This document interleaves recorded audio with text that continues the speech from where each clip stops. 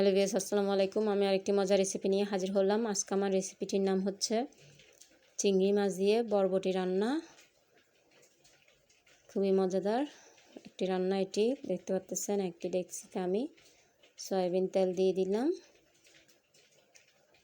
খুবই লোভনীয় একটি খাবার এটি। আর এই ধরনের কিন্তু সবজি থাকলে গরম ভাতের সাথে আর কোনো মাছ মাংস লাগবে না। তারপর দেখতে পাচ্ছেন এখানে আমি সামান্য পরিমাণ সরিষার তেলও দিলাম। দুই তেলের মিশ্রণে কিন্তু এই রান্নাটা করব আজকে।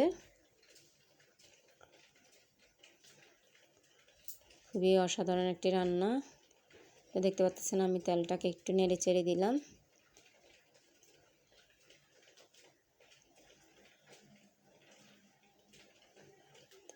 দেখতে পাচ্ছেন আমি পেঁয়াজ কুচিগুলো দিয়ে দিচ্ছি। আপনারা অবশ্যই এইভাবে একবার হলো তৈরি করে দেখবেন। পেঁয়াজগুলো একটু নেড়ে চেড়ে দিচ্ছি।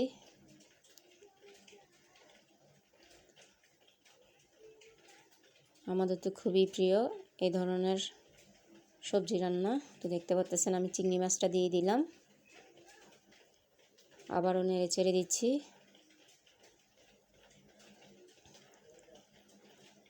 টমেটো কুচিটা দিয়ে দিলাম এরই মাঝে, দেখতে পাচ্ছেন।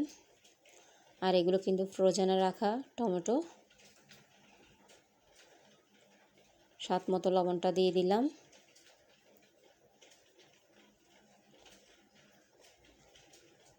কষানোর জন্য পানি দিচ্ছি।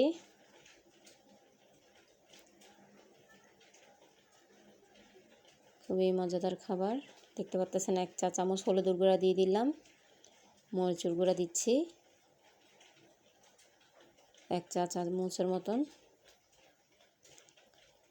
দেখতে পাচ্ছেন একটু নেড়ে চেড়ে দিচ্ছি। বেশি মরিচের গুঁড়ার প্রয়োজন নাই, যেহেতু আমি কাঁচা মরিচ ভেঙে দিব, এতেই ঝাল বের হয়ে যাবে।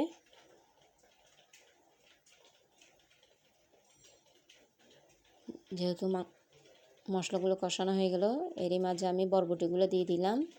আর বরবটিগুলোকে আমি আগের থেকে ভালো করে পরিষ্কার করে নিয়েছি। দেখতে পাচ্ছেন এখন বরবটিগুলো নেড়ে চেড়ে দিচ্ছি।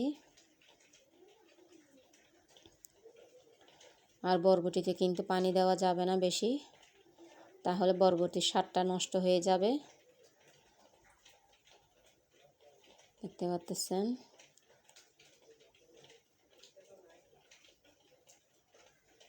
বাকি টমেটো দিয়ে দিচ্ছি,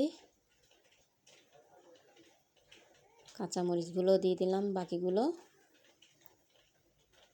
সামান্য পানি দিচ্ছি বরবটিটা সিদ্ধ হওয়ার জন্য।